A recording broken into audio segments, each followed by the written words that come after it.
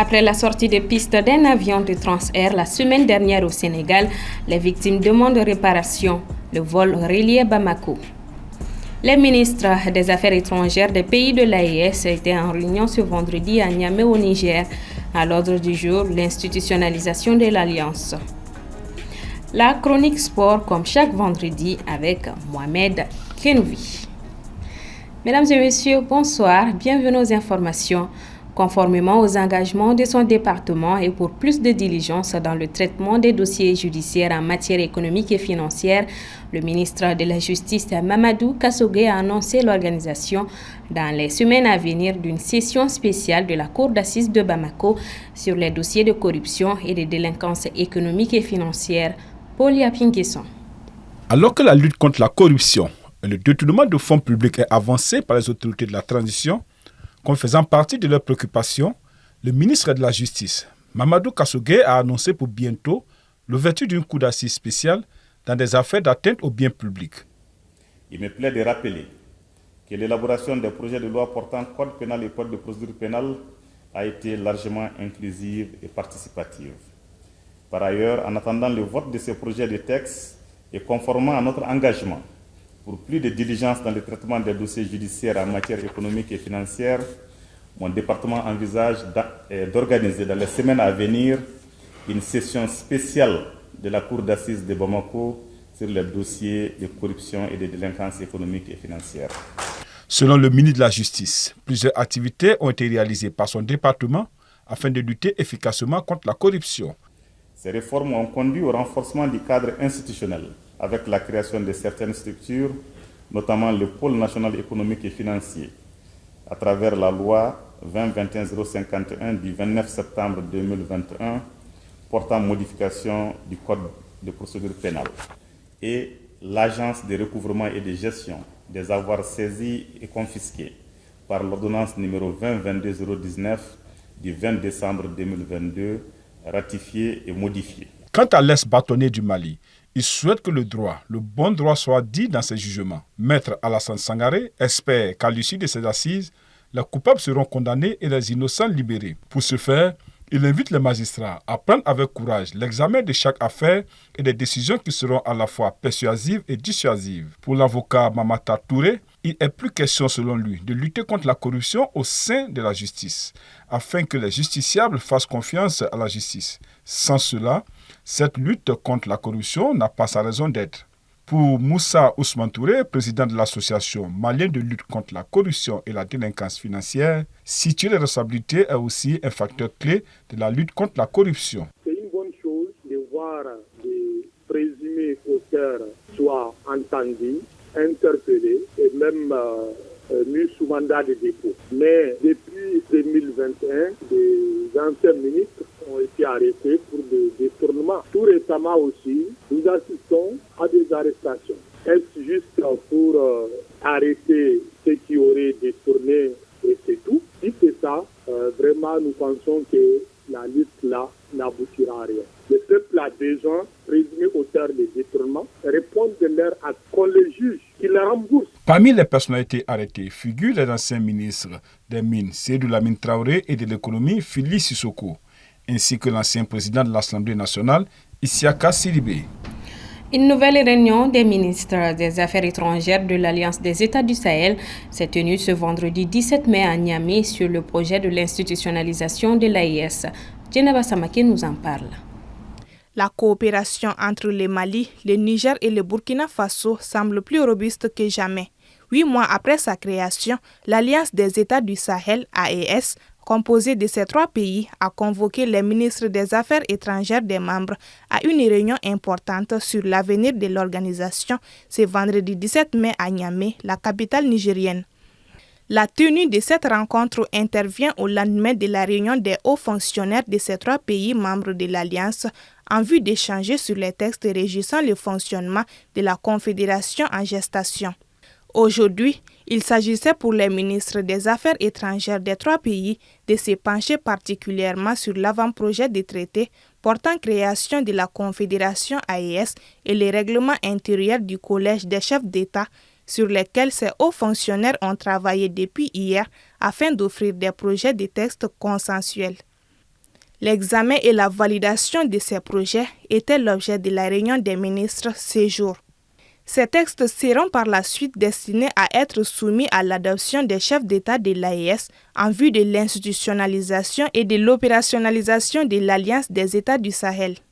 Dans leur intervention, les ministres ont vivement salué le leadership visionnaire ayant conduit les chefs d'État à la décision de créer l'Alliance des États du Sahel le 16 septembre 2023 à travers la signature de la charte du Liptako-Gourma.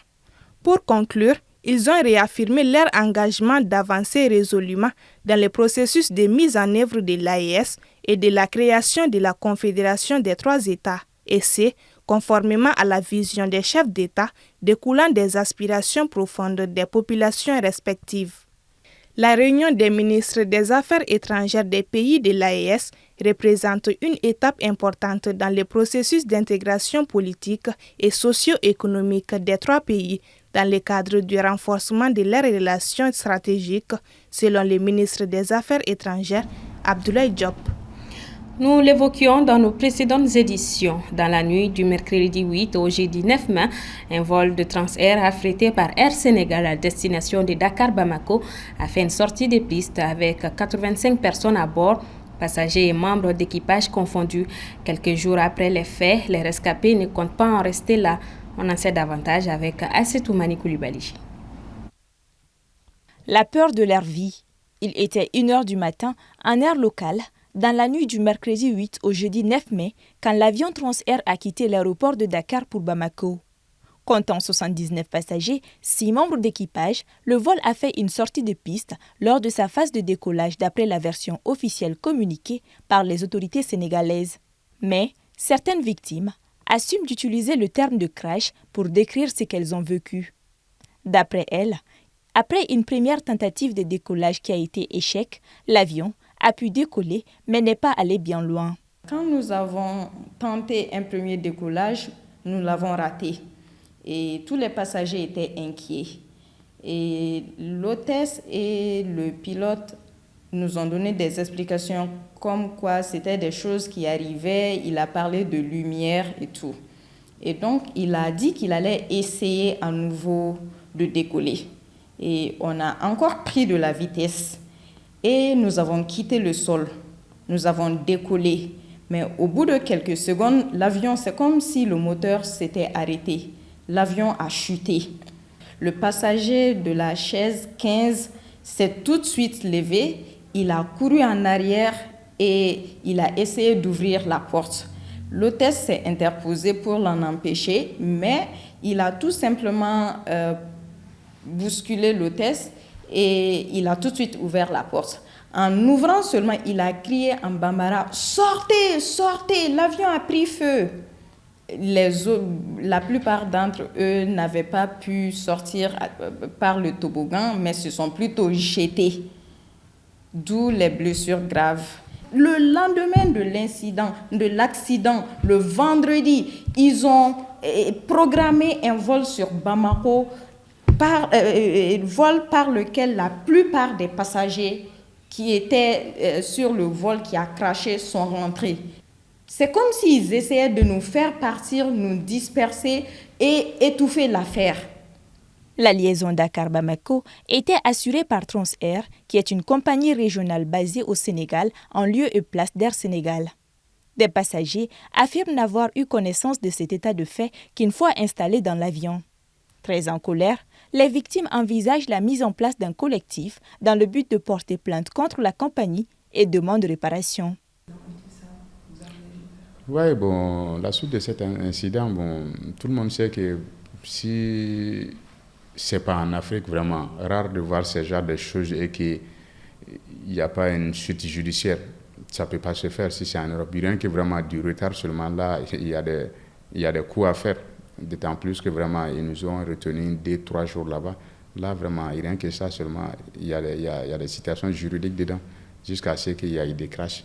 Bon, comme on est nombreuses, et je sais que chacun a des idées vraiment de prendre d'avocats pour défendre les causes, tout.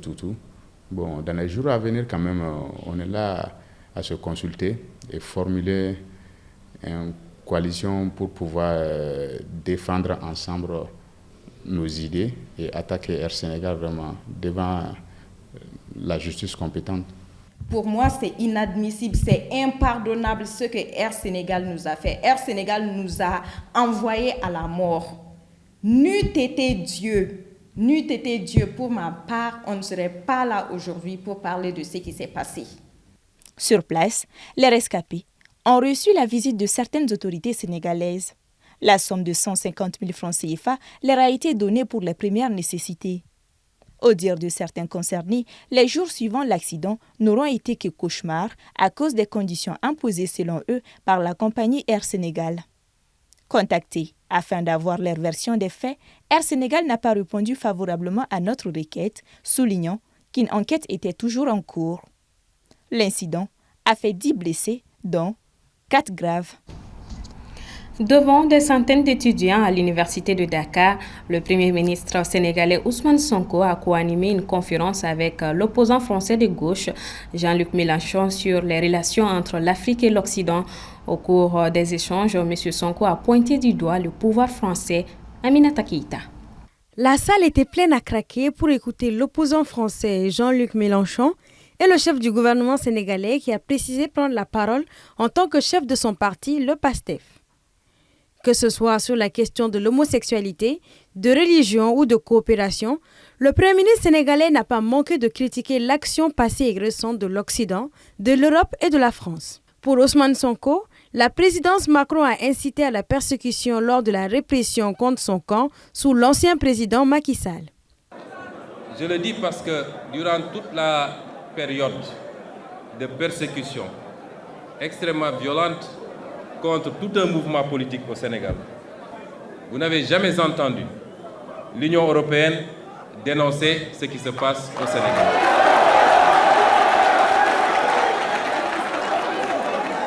Et pire encore,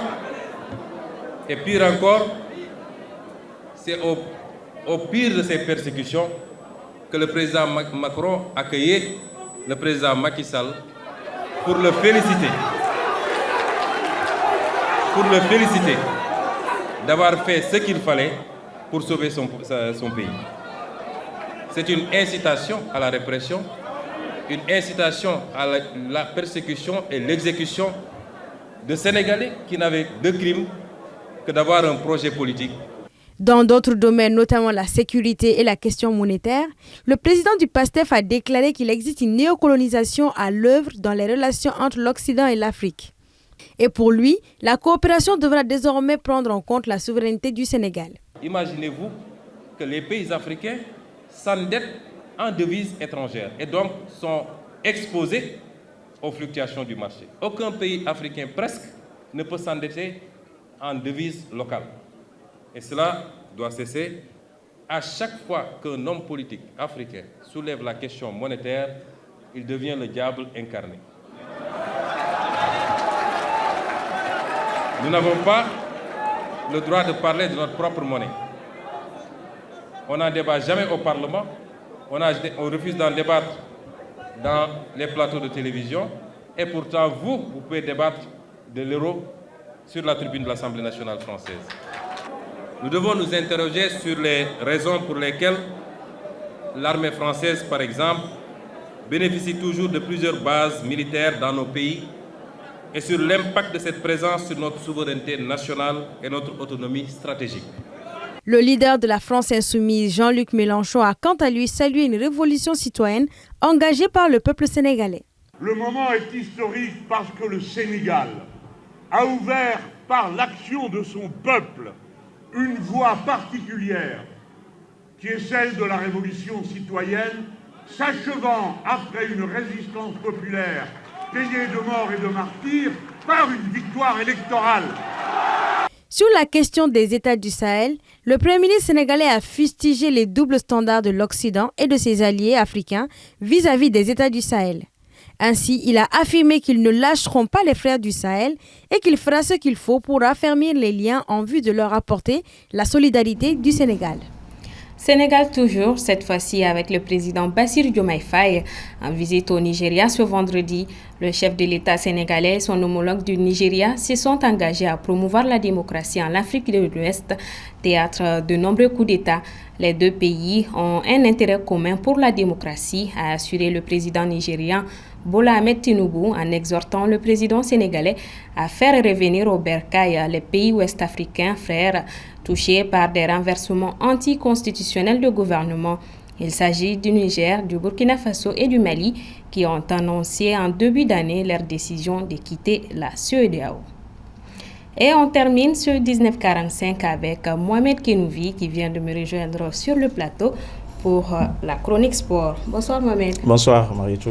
On commence donc par les résultats de la 27e journée de la Ligue 1 Orange. Oui, l'AS Real a été tenu en échec par l'USFAS 1 but partout et est donc définitivement écarté de la course au titre.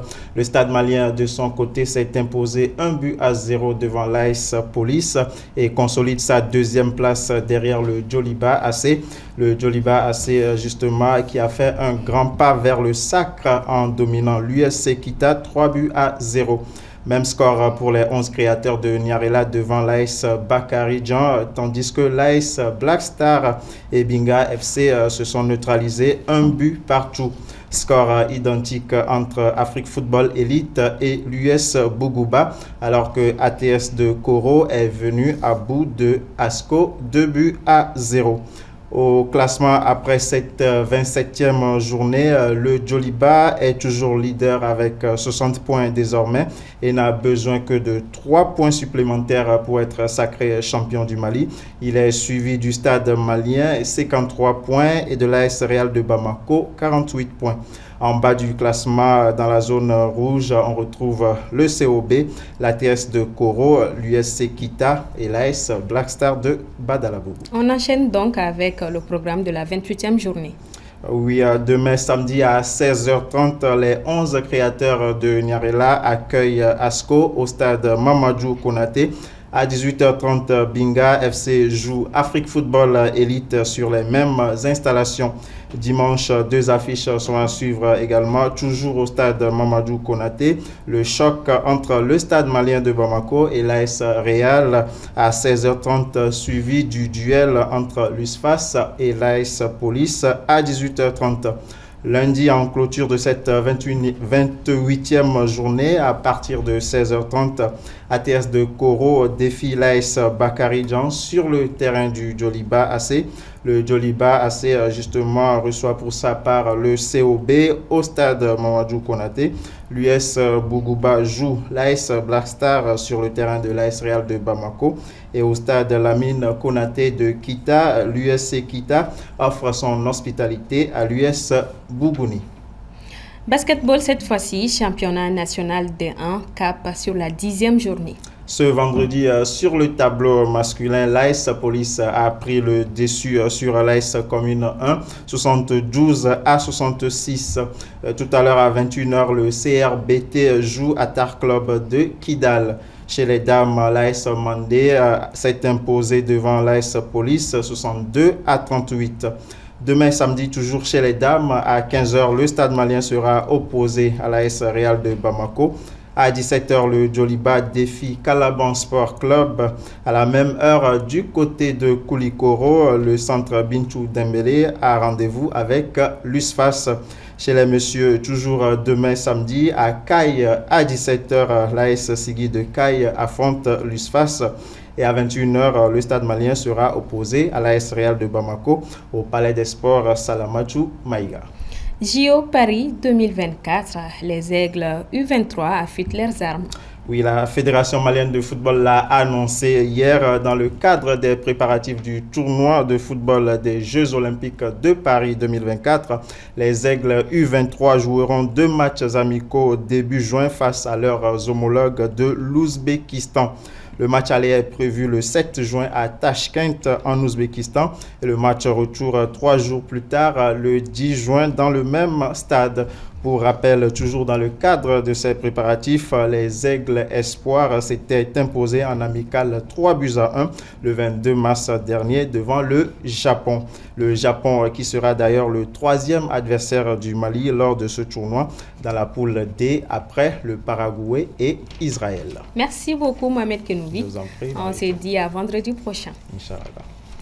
Fin de ce 1945. Merci à vous de l'avoir suivi, fidèles téléspectateurs. Bonsoir, bon week-end à toutes et à tous.